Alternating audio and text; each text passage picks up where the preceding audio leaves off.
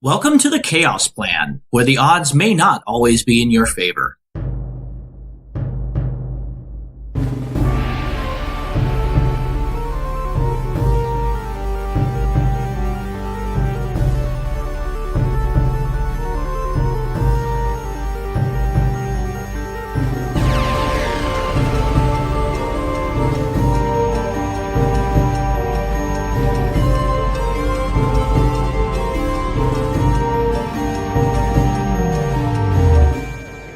Thank you for joining us for another episode.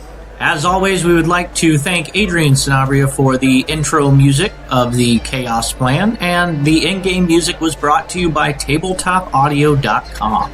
If you have any questions about what we're doing and how we come up with the rules, maps, places, anything like that, check out our website, www.theadventuringguild.com, and click on the Chaos Plan tab up at the top. This will also give rules on character creation and how you can join the show. To join, just visit our Patreon page and donate $1 a month to get in on these games. The more people we have, the more games we can run because schedules will line up better. And by joining, you are guaranteed a spot in this campaign. We will be running lots of different groups through, hopefully very soon, and since we're keeping it on an active timeline, we should be able to keep everybody managed as far as who is playing where and when. If you are unable to join but enjoy the show, please leave us a 5-star review, as that is how we will be able to get in front of more people and have more wonderful, talented people join the show. And please feel free to share any of our posts on your social media of choice. We are on Facebook and Twitter. For both of those, just search for The Adventuring Guild and we'll pop up one way or another. So thank you very much, and we hope you enjoy the show. Thank you for joining us once again for another episode of the Chaos Plan, where the odds may not always be in your favor. We'll go ahead and let Braden take over as we are in part 2 of this first group 2 group game thingy. So go ahead and take it away. Alright, well, previously on the last episode, I suppose you call it, you all went to try and find a job as you completed a number of tasks and gone through the festivals. You eventually met each other and decided to stick together before being approached by an elderly woman who asked for your help, offering to pay a decent amount of coin. You followed her, where she took you to an orphanage at the docks.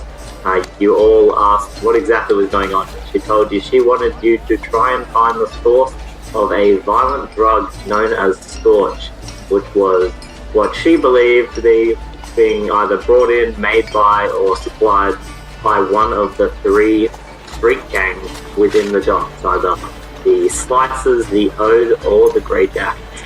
She told you that she had acquired a few details about their whereabouts on the evening coming, and told you that Farouk Sealjaw, the leader of the Slicers, was bringing in a shipment, unknown shipment, at the dock.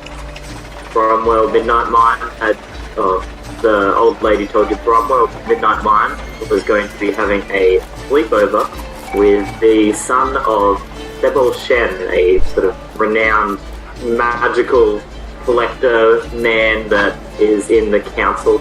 His son Sadi Shen was apparently going to be having a sleepover at the Shore-Eyed Sailor Inn and drink with Bromwell. You went there and interrogated the heck out of that poor bartender and didn't get too much out of him. And then finally you were told that Rafael Hiskel was meeting with a representative from someone in Bayport. You're unsure where exactly or what exactly they are doing, but do know that they are meeting upon one of the Merchant Guild warehouses roofs. You've gone around investigating a little bit, trying to discover who exactly was supplying this Scorch. In doing so, Alsafat consumed some Scorch with the natural 20, managing to enjoy a good high, I suppose, and then continued your investigation around, finding out that no one was really welcome within that Shore-Eyed Sailor Inn and Drink, as the meeting was meant to be kept inconspicuous. And you also learned that a shipment is being brought in just after dark at one of the docks, of which you found out exactly which one after arpeggio bribed one of the dock workers to tell him. You uncovered that, and I believe that is where we left off previously. I also have fire resistance, so I mean, like, just sports shouldn't do that much to me, right? I'm a dragonborn. I'll take it. Exactly. So think of the other poor people who are consuming this stuff. Think of the elf-born children. Exactly. The nose, the goblet. There's almost a check for addiction level as well, because the substance is known to be incredibly addictive. But you don't have any urge currently to keep consuming Scorch. But It's done. Alright, so it seems like our main issue right now is timing. Is that sounding correct? Because we have several different opportunities to, catch these gang leaders, but they're all on the same night. We know the general timing for some of them, but not for others. So, yes, we should fix this. What time is it right now? it'd be just passing after the midday. Okay, so we have some time. So we know approximately when the small ship is heading into the dock. We know what dock it's heading to. We know that there's going to be a meeting with on top of the warehouse. Do we know a time for that, or is that one of the more general ones? That was definitely one of the more general ones. There's probably Like sometime after dark. Yeah, I think there's about 6 warehouses, so I mean it'd be the case of just checking around all of them to find out which one you can see people meeting atop of. Right. Okay. Exactly. You've got the perfect sort of scout. For sure, I'd send him out, and we just kind of wait until we pick something up. As long as you guys can watch my back so that I don't get, ganked in the middle of nowhere, I'm totally fine sending him out. I don't think we have to yet, or we could. So would you necessarily have to share vision with it, or it to squawk in your brain to let you know somebody's there? Nope. I can telepathically communicate with it, so I don't actually have to see the senses. Okay. Might not be a bad idea just as a cover our own butt kind of deal. Yeah. Everyone You would else also remember bargaining or having written in the contract, Cherno, that slaying these gang leaders would grant you potential extra 1 to 2 gold. I'd be totally down to incapacitate, but I'm still, kind of iffy on actually killing humanoid-ish people, unless I have a really damn good reason. But I'm totally down for trying to incapacitate. I just worry about power vacuums. Yeah, I was kind of worried about that too, because if we kill them and the one that replaces them is much worse, it's bad. Well, yeah, and coming from the Fire Isles, I've seen what happens when everybody is ruled under one tyrannical fist. Yeah. Not sure if I like the idea of straight up murder. Yeah, same here. Like I said, I'm totally fine with just beating the crap out of them until they're unconscious, and then, signaling one of the temples of justice or something like that to pick them up, or something like that, or even just knocking them unconscious for however long, tying them up, completing our goal, and then just leaving them tied up until some of their buddies come and release them. As long as we get the goods, I'm fine with that. I am A-okay with that plan as long as we leave a message saying, from your friendly neighborhood adventuring guild. And when you say the adventuring guild, I'm like, hey, as a matter of fact, I have a guild for you. No, I'd wait until the very end to do that. What about you? What up with that? Yeah, I don't know. I got no problems. Murder. Seem like bad people. I just don't know what I'm iffy about the intentions of the matron. That's all. She seems very intent on us murdering all of them, when that doesn't seem necessary if what she wants is less drugs. I think we did an insight check on that, and it more or less came down to she really is looking out for the kids and really thinks this is the biggest possible problem for them. Vaguely recall something to that effect. Yeah. Like I said, I'm totally down with, not actually killing them if we don't have to. I'm still kind of iffy on it. I mean, Raven Queen being my patron and everything else, I'm still a little bit iffy on just outright slaying sentient humanoids without a very, very good reason. And I mean, yeah, they've been given the orphanage problems and that kind of stuff, but I'm not. I would rather sick the Justice Temple on them, after we find out where they're at and all that kind of stuff, and let them deal with the problem than us bloody our hands with it. What is the Justice Temple? It's one of the temples. Like, basically, the Temples Guild area, like, there's a big... it's kind of like extra-dimensional space where the Temples District, there's just... When enough people worship a certain aspect or deity or whatever, a temple is just kind of constructed or appears either from that deity's plane or from, being constructed or whatever, but space opens up for those temples. So if there's something that can be worshipped and enough people worship it, it exists. So justice being one of those main central concepts of, law and order and everything would have enough followers to have a temple. And I think in several different episodes we've had justice temple clerics kind of serve as law enforcement, for lack of a better term. Right, okay. Yeah. All right, yeah, so I'm totally down with sending the Raven up whenever we're ready. Other than that, I'm just kind of making sure my glaive is summoned and prepped and ready to go, and as soon as we figure out a game plan, I'm fine with executing it without actually executing people. I think it's still around midday, Braden said, so I think we still have some time to, plan out what we want to do and maybe try and find some more information on what we're walking into before we do anything. Okay, yeah. Does there appear to be a whole lot of merchants or people hanging out in this area that don't look too shady that I could maybe question? Like hired hands, laborers, that kind of stuff? Yeah, probably about 2 docks down from where you are, there's a smaller merchant vessel with a bunch of people sort of unloading it, stacking boxes and crates on top of each other, and a man with a large blooming hat sort of overseeing the whole experience.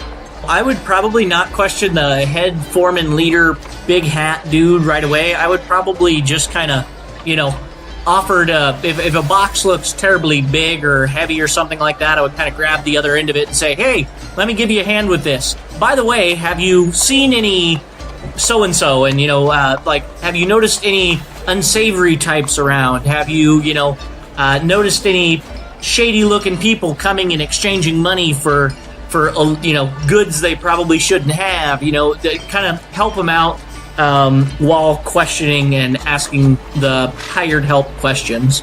Sure, you'd see a sort of older man with a sort of very tan and sea-weathered skin, wearing some overalls and a sort of canvas bucket hat.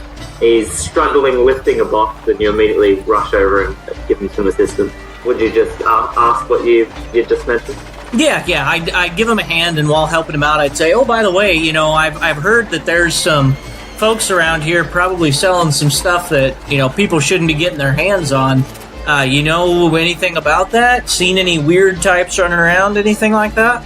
Oh, I've had my pocket picked a few times.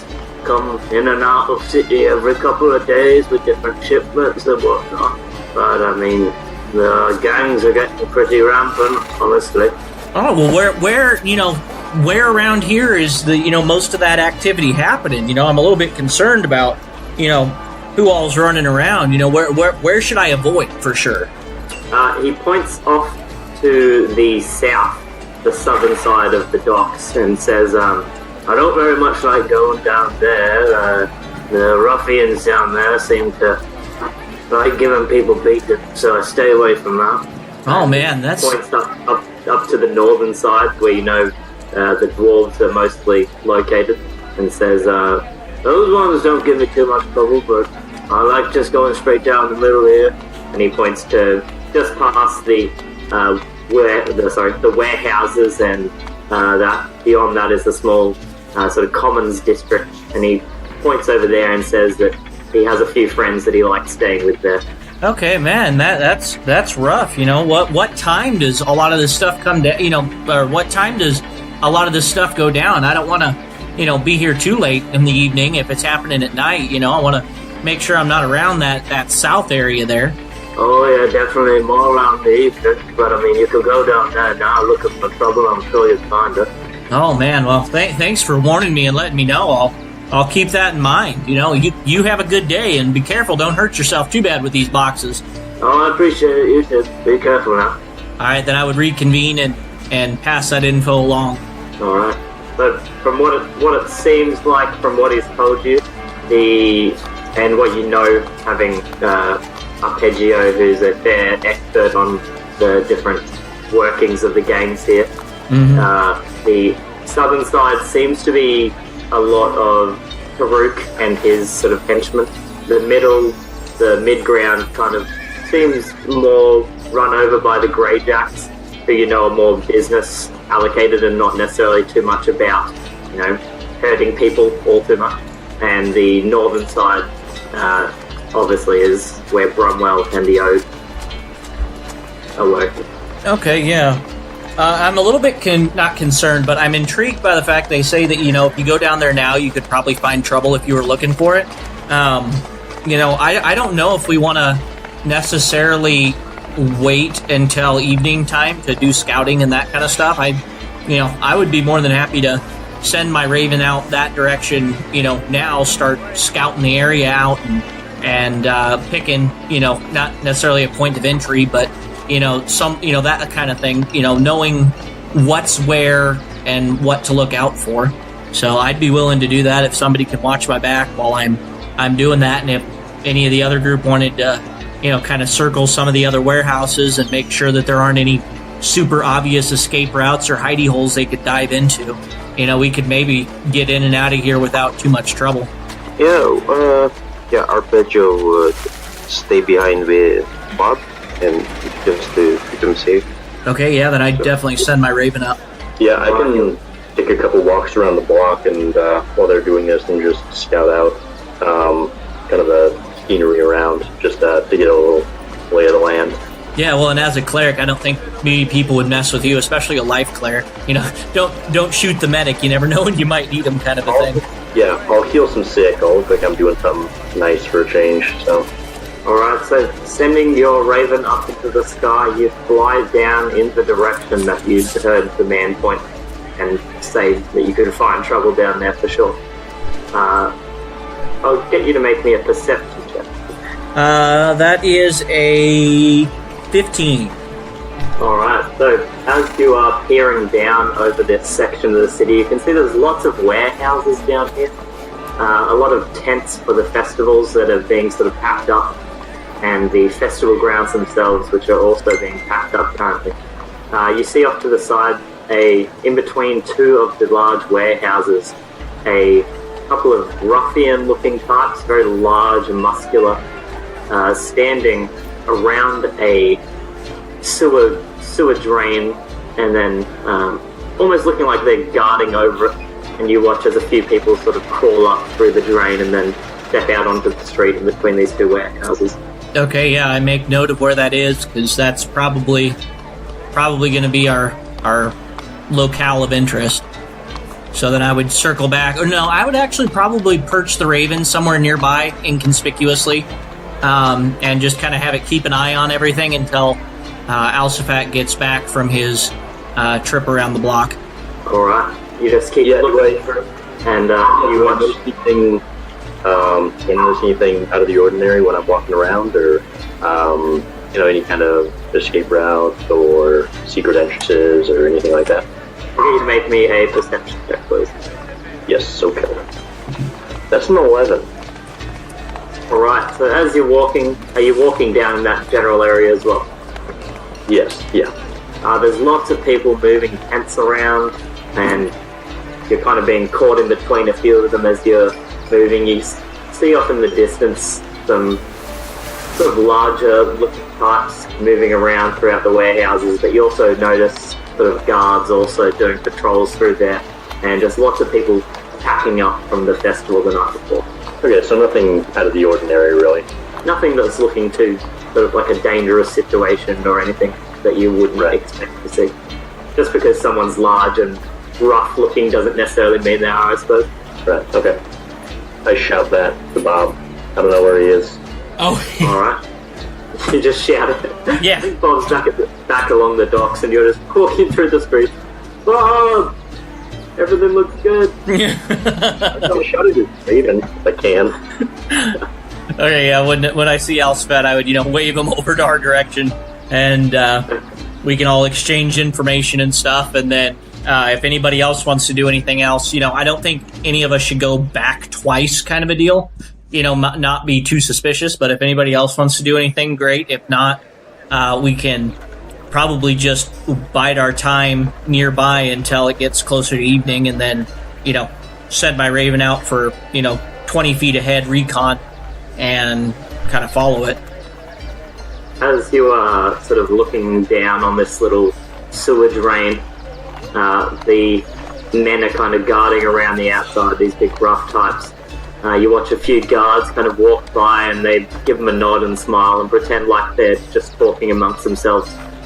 And as the guards sort of begin trailing off and walking around the other side of the warehouse, a few of them stomp their foot very hard upon the ground. And you watch the sewer drain open up, and climbing out from the drain is this incredibly large and muscular half-ogre man with a huge jaw. You watch as he kind of just works his way out of this drain and gets up. Half ogre or half orc? A half-ogre. He stands probably 10 foot tall, towering over the top of these other people around. Is that Taruk Steeljaw? I would assume. Yeah, I would assume so. Considering how rare half ogres would be. Yeah, I would definitely assume so. Then I would probably set my Raven to, keep an eye on where he ends up. And then when we end up doing our raid, we could either avoid him, or if we don't find what we're looking for anywhere else, it's probably going to be with him. Well, we can follow him now. We can try and, if he ends up being alone or in a really small group now, we can just get this taken care of. Yeah, that's true. Interrogate him. How many guards does he have in his pocket? Currently, he'd have 3 around him. He's sort of you'd see Bob, you'd see him sort of turn around and say something down into, you would understand what he's saying. I'd say, keep him conspicuous for now. And he gets back up, looking around, and just says to his goons, alright, let's go. And he begins trailing down towards where all the tents and stuff are being moved. Okay, I would relay all that to the group, and I would be confident in us being able to handle that. I've got several less than great cards up my sleeve, but I think I'm pretty sure that we can take it. 3 guards worth plus him. I think it's a matter of finding the right place, where it'll be a little bit out of sight, where we aren't drawing too much attention. Yeah, I think it'll be better if we do it this way. That way we aren't doing 3 fights right in a row if we end up, doing everything tonight. Yep, I would, just keep my familiar kind of tailing it until we find an advantageous location that he ends up, and then we depart that way once we find that. While I'm waiting, though, for all that to happen, I would summon my glaive and give thanks to my patron for the powers that I am given, and basically start charging up one of my abilities that I don't want to reveal to my friends because it makes me look like a horrible, horrible individual. Alright. Anything else you guys would like to be doing prior to heading over in that direction? Well, while we're heading over, I'm gonna be asking Bob for information regarding the mark. Like, how many henchmen he has, what weapons are they using, some battle tactical stuff. Yeah, can I make a perception check with my Raven to kind of see what they're equipped with, or if they look like they're, who's the softest and squishiest, and who's going to be the tank? Sure, I'll go. Okay. That wasn't super great. That was a 12. Alright, you can see sort of hung from the side of Taruk is what you would assume to be an incredibly large shovel with a very, very wide shovel head. The other 3 bandits, or bandit types, appear to... One looks like he's got some heavier looking gloves on. Another doesn't appear to have much on him at all. And one looks like he's... Yeah, it doesn't look like he has anything on him. Okay, I would relay that to everybody. I'll get you to make a stealth check for your Raven as well while you're following behind them. They're walking sort of into some crowds now, people moving tents and things, and trying to get them loaded up to take off to wherever their place of business is. That was an 18 plus 2 for 20. Alright, I'm not even going to roll for that. not the most perceptive kind. Yeah. Alright, so you all continue on forward towards the southern side of the dock. Yeah, because I don't think we really wanted... None of us are dwarves, so we can't really hide at the northern side, huh? No, and I'm in red robes with a black leather mask on, a raven mask, so I'm going to be a little bit conspicuous no matter where we are. Yeah, I don't see a better plan for Cherno. Off to the south side we go. Yep. Alright, so you all walk your way down to where Bob is telling you that they are located. Alright, so as you continue walking your way down, Bob, you pass your vision through your Raven and you see that the 4 of them have begun sort of walking throughout these tents and really looking over everyone. Okay. Their eyes are just sort of like, as they walk by people, they're kind of like looking down on them and like looking in the things they're carrying. Then, I would just, I guess, keep on and keep it on. I think we just wait for a good opportunity. Just keep watching them until we find, like, an alleyway or something to jump them from. Yeah, I agree. I like that plan. I figure with the Raven, we can just kind of tail them from a ways away, and then when we get an opportunity, Yeah. So while we're heading there, I'm gonna ask you if any of you can do something about my armor, which is pretty much clean and shiny, as it might attract some attention. I wouldn't have anything major that I could do other than like give you my cloak or smear some dirt on you. Maybe stick a couple raven feathers on you. Opposite of prestidigitation. Yeah, produce flame. I mean, don't burn me. Yeah.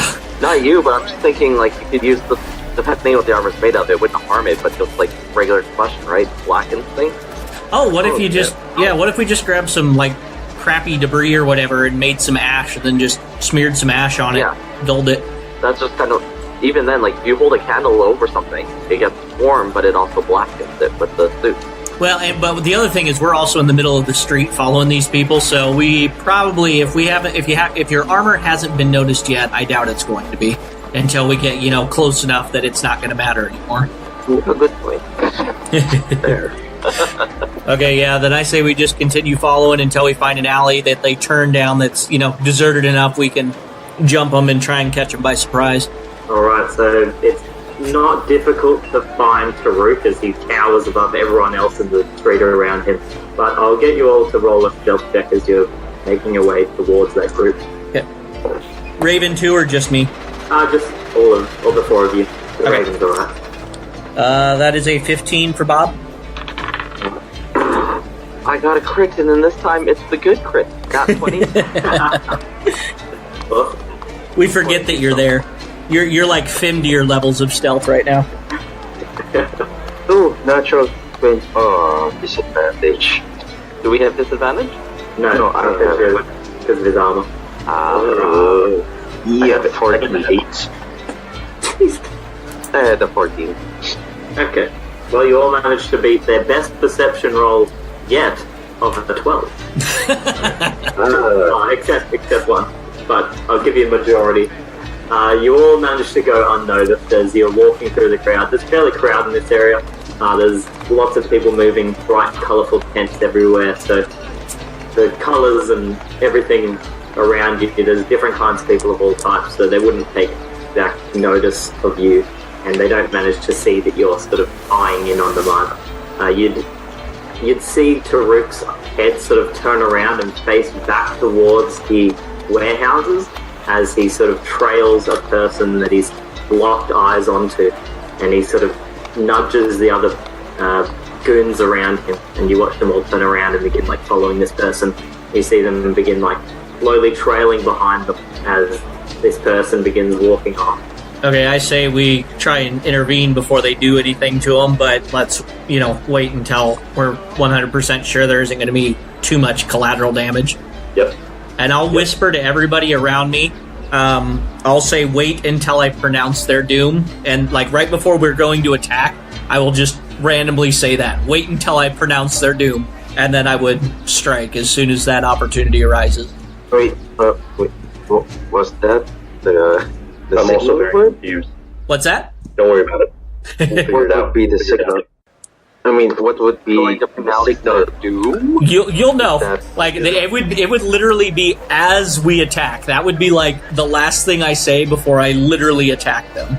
So I would wait until that moment because I'm not sure, how close we are, that kind of stuff for Braden's mechanics wise. But that would be the very last thing I whisper before taking, an attack. Alright, so the merchant who they're following breaks off from the crowd as his eyes sort of gaze behind him, looking at these goon types beginning to chase him, and he starts sort of running off at a slower pace, but begins running off into the warehouse district, or the warehouses, sorry. And eventually the merchant takes a hard left, turning around a corner. You all follow behind as the goons also rear that corner, and you watch the merchant man sort of slow up. Not being the most constitute fellow and not having the greatest cardio in the world, and carrying his large sort of tent with all his belongings, he sort of grinds to a halt, puffing, and turns around, his eyes sort of looking up towards this massive, imposing figure that looms over top of him. Do we get a surprise round or anything like that, or is this going to be roll initiative and then decide? I'd say they would have gotten around the corner first. If you all want to make stealth checks, we can see how this would have been an extra minute or two after what your previous stealth roll was. Okay. So you'd reared around this corner, the alleyway between the two warehouses is about 15 foot wide. All right, 11 plus 1 for 12. 11 for me. 7. 10. Okay. Well, they all managed to spot you this time. You see one of the goons at the back who's sort of turned around and is facing the other way just in case a guard comes. Sees you all rear around the corner and immediately begins punching the back of the people behind him, trying to get their attention. So I'll get you all to roll initiative. All right. A whole 13. 3. We were not ready for this fight. No. Oh, 18. Wow. Woohoo! Right. Well, one of us was. Rick rolled a natural 1. And the goons didn't roll much better with a 9. Do you usually roll all the enemies together, Bob, or? If there's a distinct difference in ability or importance, I roll them in different groups. Otherwise, I usually put all minions in one and then the other in the other. So how many are present right now? I mean, enemies abound.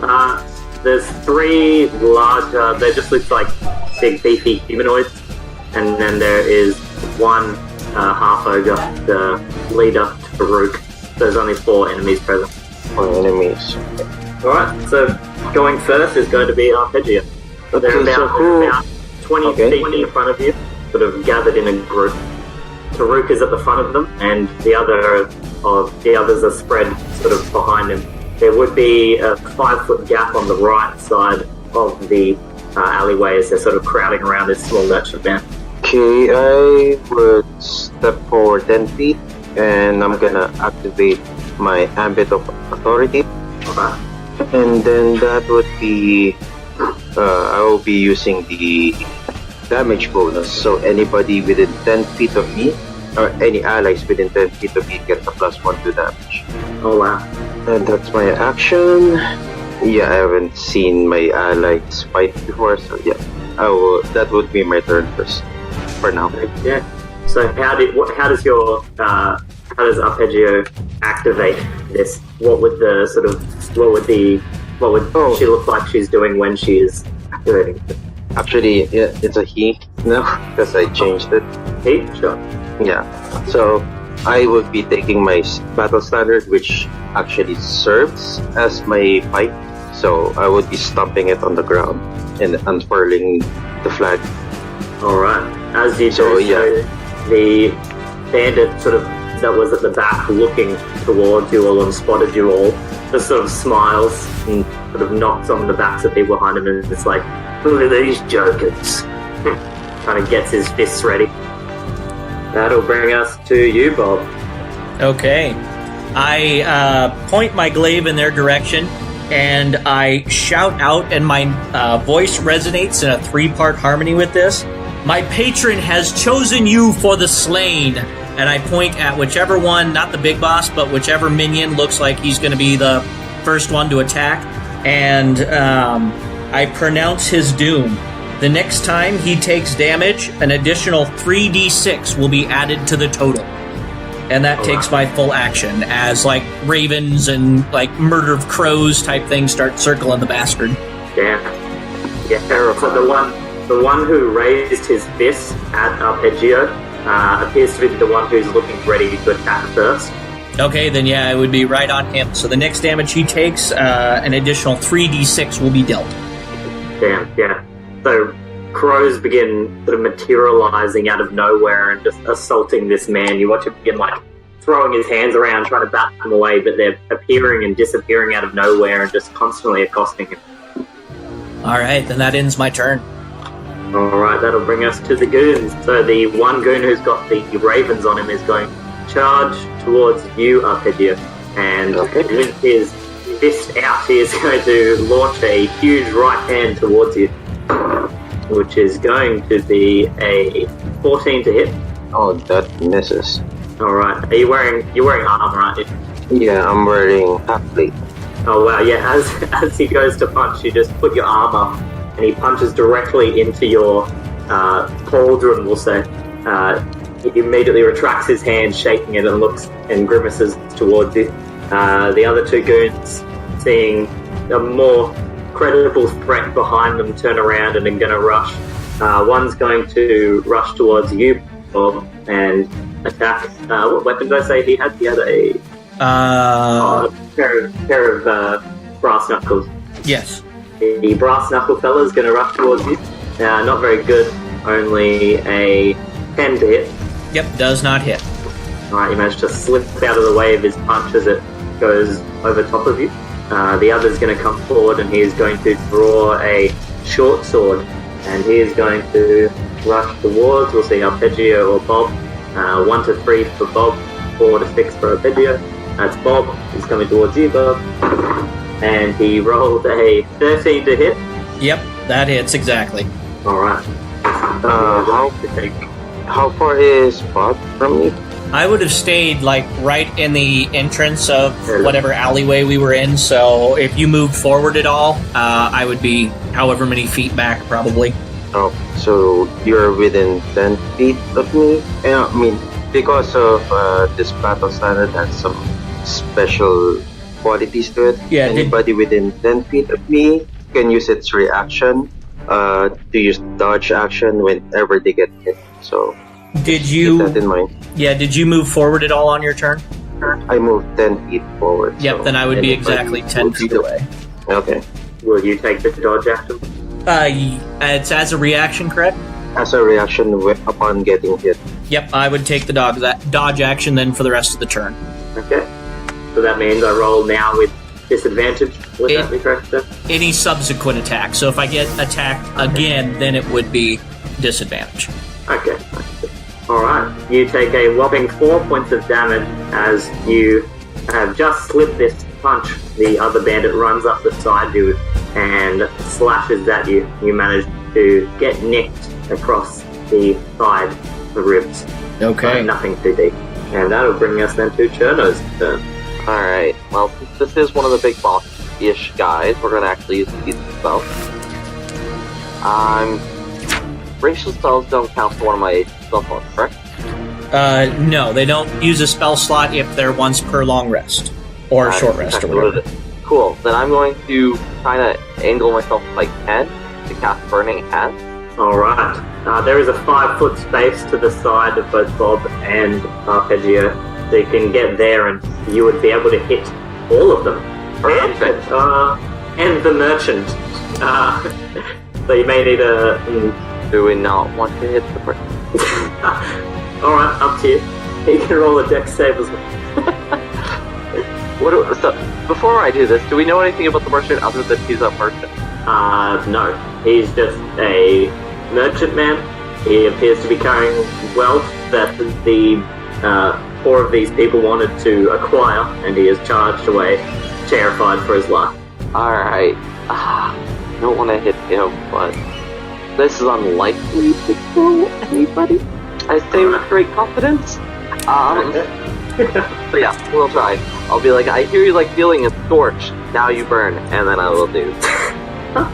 Alright. One fail, one natural 20 success, another fail. I assume, what's your spell save DC? 8 plus spell here. That one is. And proficiency, so 10 plus proficiency 12. Alright, so two of them got 11, one got a natural 1 and one got a natural 20, so only one succeeds, and that is one of the goons. Farouk failed. Oh, and the merchant succeeded. Alright, and that does 3d6 of fire damage. Half as much as success. This merchant's so dead. It is. Oh, maybe not. 10 damage. Okay. So the bandits in front of you immediately accosted with flames, raising their hand up. One of them that failed. Bob, does the fire damage? Yep, the next the next instance of damage. So it would take an additional 11 points of damage. Oh wow. That goon shielding his face sets ablaze, and you watch as the ravens begin flying in and like almost stabbing through him and materializing out the back of him as his body's just flailing everywhere and he falls limp to the ground on fire. The other two bandits, one of them appears incredibly injured as his arms and the clothing begins to burn, and the other appears like he's managed to duck behind the other one and not taken the full brunt. Taruk doesn't seem too fazed by it, but the merchant man at the back, screaming and on fire like one of those, what you'd expect a movie scene to be, where the man's like flailing his arms in the air as he's on fire, as he falls to the ground unconscious.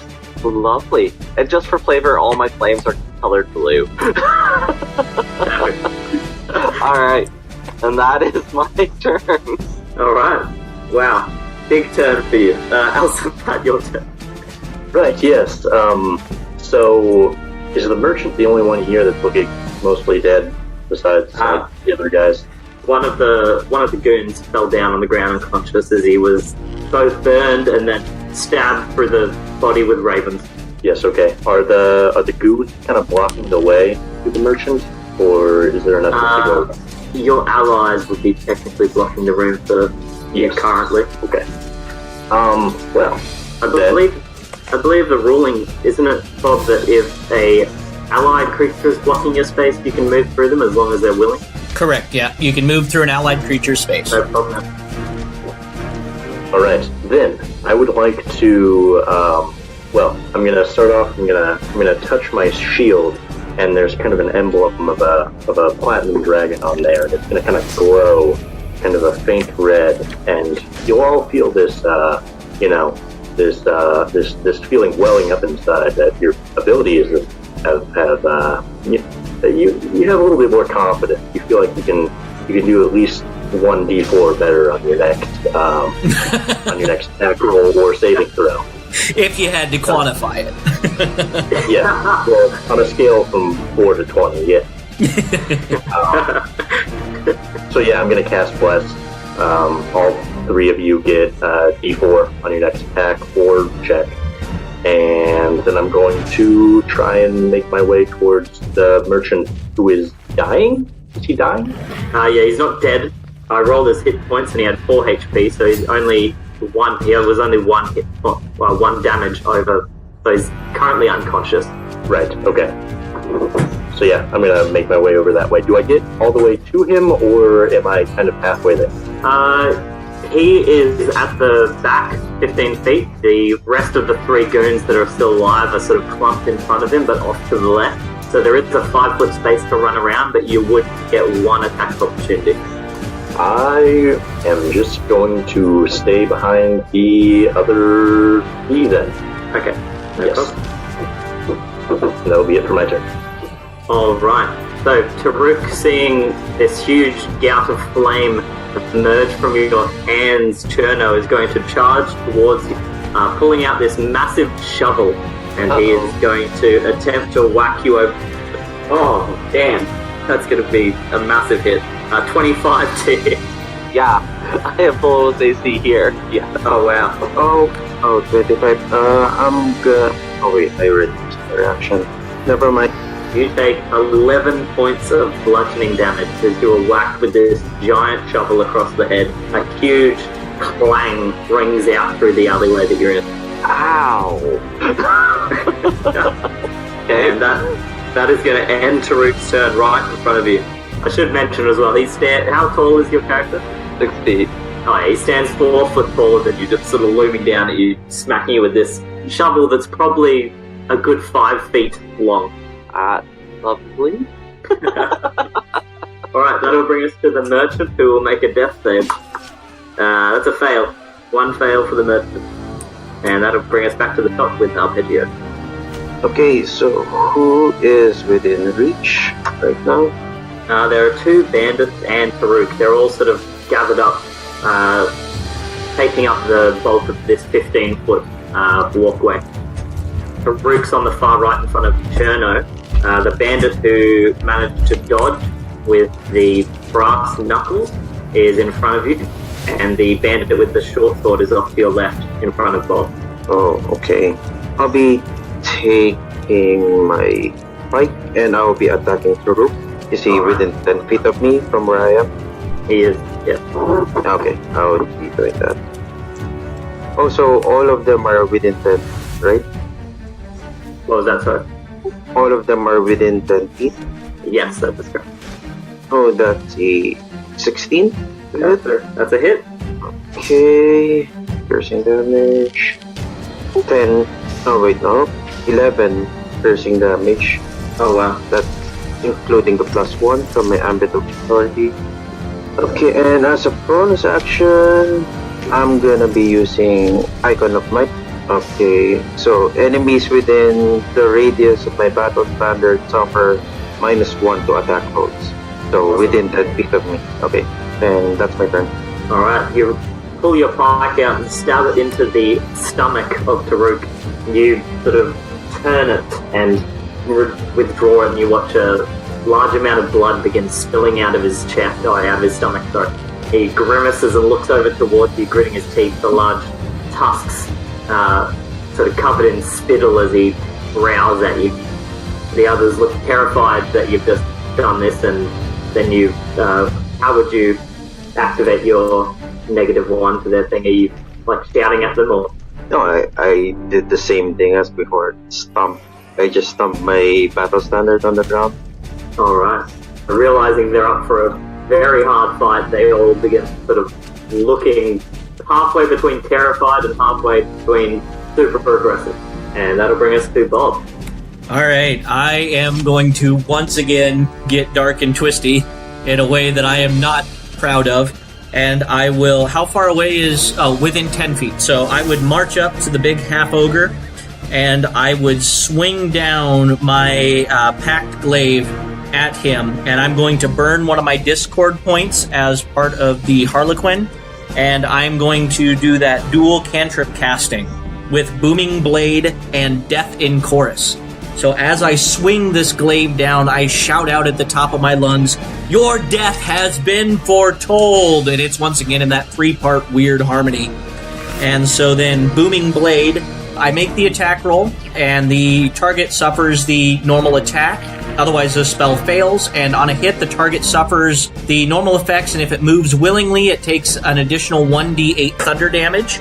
And then with Death in Chorus, as I shout out, I need a wisdom save, or they can use their reaction to cover their ears. Either way, they take damage, or if they fail the wisdom save, they take damage regardless. Alright, he would definitely not try and cover his ears, but he is not very wise. We'll see how he goes there. Oh, natural 20. Oh no. Okay, then well, he definitely saved against it. So then, let's see here. So there's no damage on the cantrip. but I definitely hit, rolled a nat 19 plus 4. So then he takes the 1d8 damage, or 1d10 damage plus 2, and then he's also sheathed in that thunder. So that was 9 points of damage. Wow. And was that including a +1 from Fedua? Oh, no, it was not. So then that would be 10 points of damage. Alright, and that is exactly what you need as you strike down at Taruk, his sort of spittle flying off the front of his teeth towards all of you as he's incredibly angry that you've ruined what would have been a great steal off of this merchant. You strike down with your glaive and you watch him, or you feel him fall limp underneath your strike as he plummets to the ground in front of you. Okay, then that would end my turn. Alright, that would bring us to the goons. So the 2 goons left over are going to take their turn to disengage and begin running 30 feet away from you, leaping over the body of the merchant and hightailing it away. I wouldn't even move to do anything. I say we let him go. Not here for them. Alright, so none of you give chase as they run away? I would probably, since Alsafat is near the one dude, the merchant or whatever, I would probably stabilize the other guy, even though I pronounced his doom. I would attempt to stabilize him, because I have major guilt issues. I can cast Spare the Dying, so I can just quickly do that on both of them. First, I'm doing it on the merchant, though.